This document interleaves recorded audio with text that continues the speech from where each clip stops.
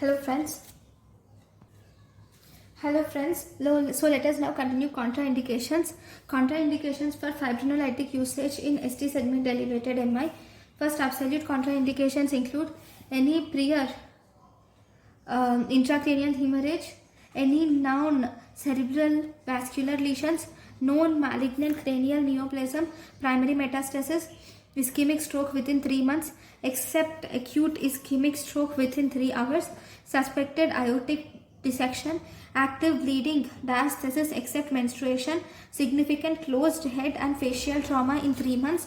And if you see, relative contraindications include history of chronic severe poorly controlled hypertension, or if the patient has severe uncontrolled hypertension at presentation, severe uncontrolled hypertension at presentation, like the systolic blood pressure of more than 180 millimeters of Hg and diastolic blood pressure of more than 110 millimeters of Hg, or if the patient has history of prior ischemic stroke. If the patient has history of prior ischemic stroke which is more than 3 months, or if the patient has dementia or non-intracranial tension, or if the patient has dementia or non-intracranial pathology, then traumatic or prolonged, if we have done traumatic or prolonged CPR that is more than 10 minutes, or if there is any major surgery of more than 3 weeks. Okay, then if you see the other relative lesions include if the patient has recent, that is within 2 to 4 weeks, recent internal bleeding, presence of recent internal bleeding, or if there is non-compressible vascular punctures, recent internal bleeding or non-compressible vascular punctures, or if the patient has especially for streptokinase and for drug anistreptase, streptokinase and anistreptase, there is for streptokinase and anistreptase, if there is prior exposure especially more than 5 days ago, or if there is prior allergic reactions, we should not give this, it is contraindicated, these drugs. Then pregnancy, we should it is a relative contraindication, active peptic ulcer is a relative contraindication, and even current use of anticoagulants is a relative contraindication. So these are relative contraindications of fibrinolytic therapy. Right. If you were asked a one-liner, what is the treatment of choice for acute ST segment elevated MI, that is ST segment elevated MI with cardiogenic shock, acute ST segment elevated MI with cardiogenic shock, in these patients, if you see, we should do intra-aortic balloon pump with PCI should be done. Intra-aortic balloon pump counter pulsation with percutaneous coronary intervention should be done. So first you should do intra-aortic balloon pump counter pulsation, followed by, after that you should do emergency coronary angiography. Then after doing emergency coronary angiography, after that you should see the vessel and you should do revascularization with primary coronary intervention, or CABG can be done. Okay, so this is how you treat the acute ST segment elevation with cardiogenic shock. Okay, this is ST segment elevation treatment. Then what about the non-ST segment elevation? If the patient has non-ST segment elevation MI, in such cases, the drugs, main importantly, thrombolysis is not indicated. Okay, thrombolysis is not indicated, and other drugs like Absig, CMAP, beta blockers, enoxaparin, then morphine, oxygen, aspirin, and nitrates are given. If the patient is stable, then we can ask the patient to undergo coronary angiography.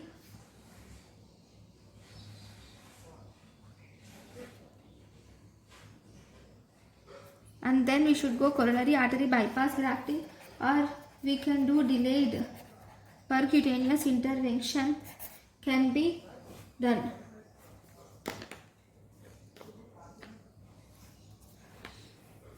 Right. If you were asked what is the most common complication after thrombolysis, most common complication after thrombolysis is bleeding.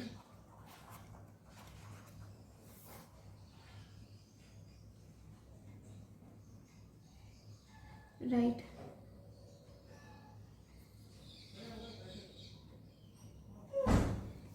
Right. Now, let us now learn about some of the indications. Indications of early invasive strategy. What are the indications of early invasive strategy in patients with non-ST segment elevated MI? That is high risk indicators. Okay. What are the early invasive strategy for patients with non-ST segment elevated MI? So these includes: one, if the patient has recurrent angina at rest or low level activity, or if the patient does low level activity despite treatment, or if the patient has elevated troponin T levels and troponin I levels, or if the patient has new ST segment depression,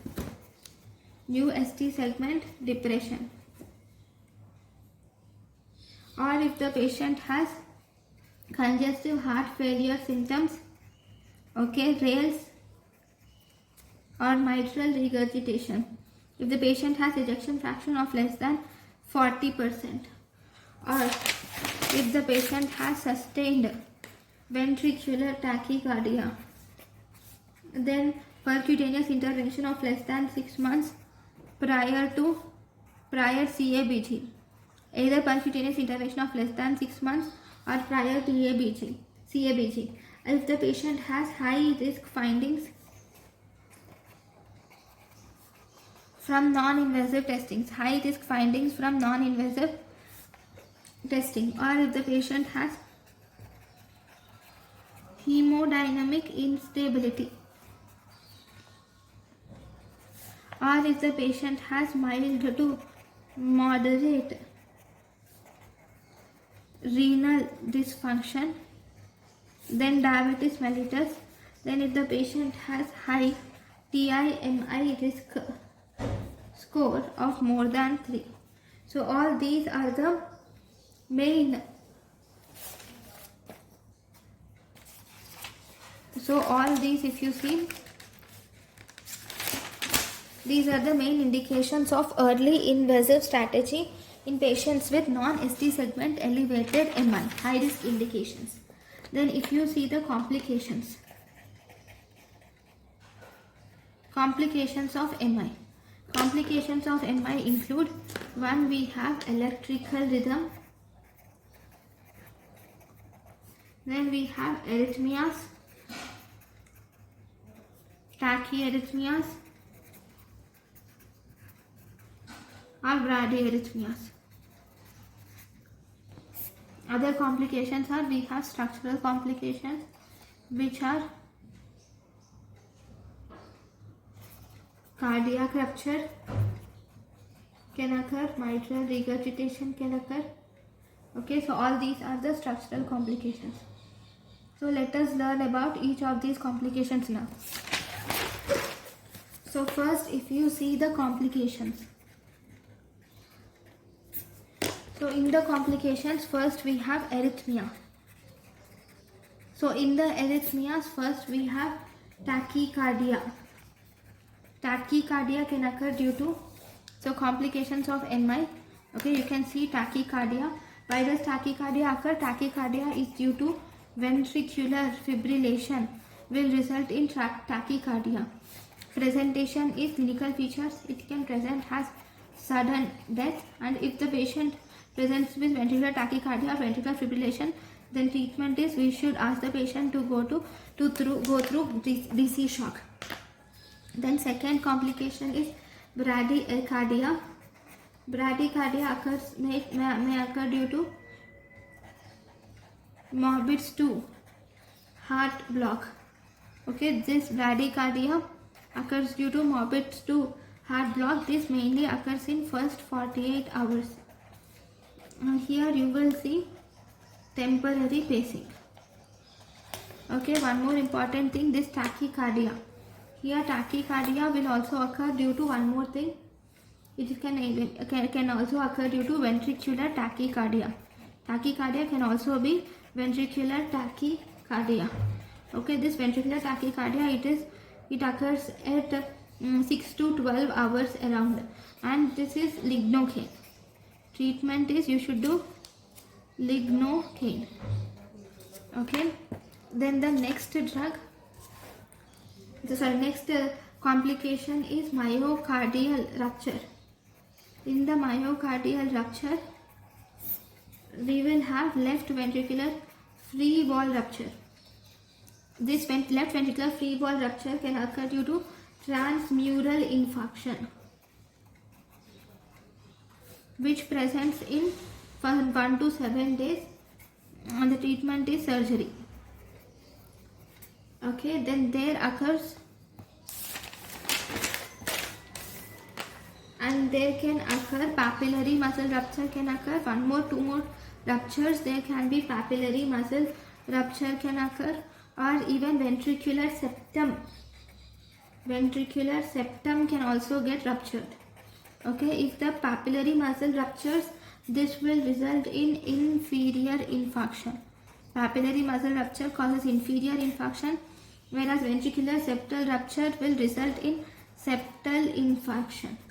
Okay, both these will occur in 1 to 7 days, and here in both these the treatment is surgery. Okay, next we have shock or congestive heart failure. Shock and congestive heart failure occurs due to infarction or aneurysm. This shock or congestive heart failure will occur within 48 hours of therapy. Treatment is you will see there will be inotropes, or there will be intra-aortic balloon pump will be seen. Okay, then the next important thing is post infarct angina. If the patient has post infarct angina, then it occurs due to persistent coronary stenosis. Post infarct angina occurs due to persistent coronary stenosis, or it can occur due to multi-vessel disease. It can occur anytime, and treatment is aggressive medical therapy should be done. Aggressive medical therapy should be done, and we should also give percutaneous intervention or coronary artery bypass grafting. Then we have recurrent myocardial infarction, recurrent myocardial infarction. Here it occurs due to obviously recurrence. It can occur anytime. Then there occurs recurrent thromboembolism can occur. Thromboembolism occurs due to mural or apical thrombus DVT. It occurs due to mural or apical thrombus DVT. Here it occurs in 7 to 10 days to up to 6 months. Okay, so these are the main complications of myocardial infarction.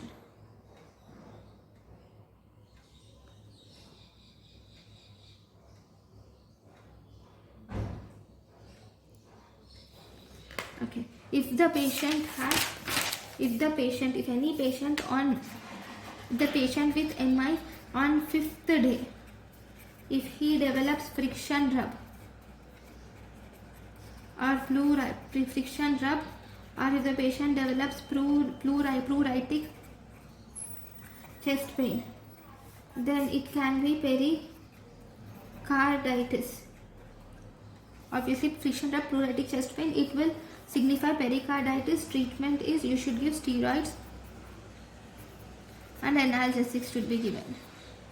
Okay, next, if you see on the 7th day, if the patient on 7th day, MI patient on 5th day, if he develops same MI patient on 7th day, if he develops hypotension and increased JVP, it is cardiac tamponade.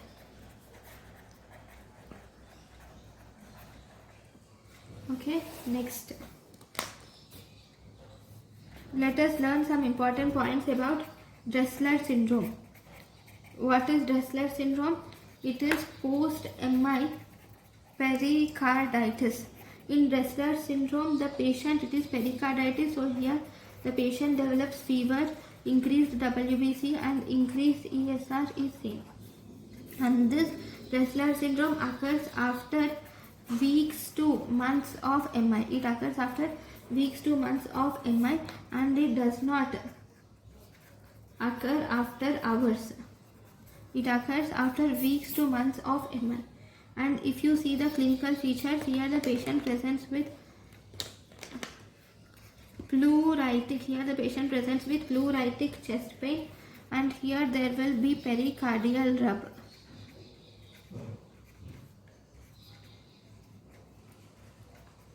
And the treatment is high dose salicylates are given. High dose salicylates or corticosteroids are given. Right. This Dressler syndrome can occur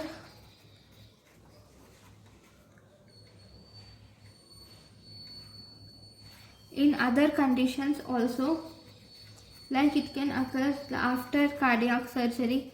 It can either occur after cardiac surgery or it can also occur after the pulmonary embolism.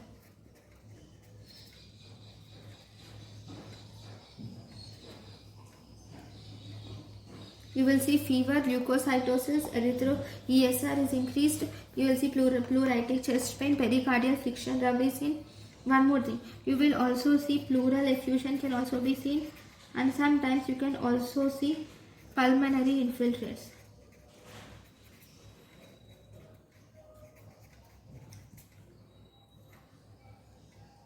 Corticosteroids, mainly you will give it in resistant cases, whereas salicylates or analgesics are drug of choice.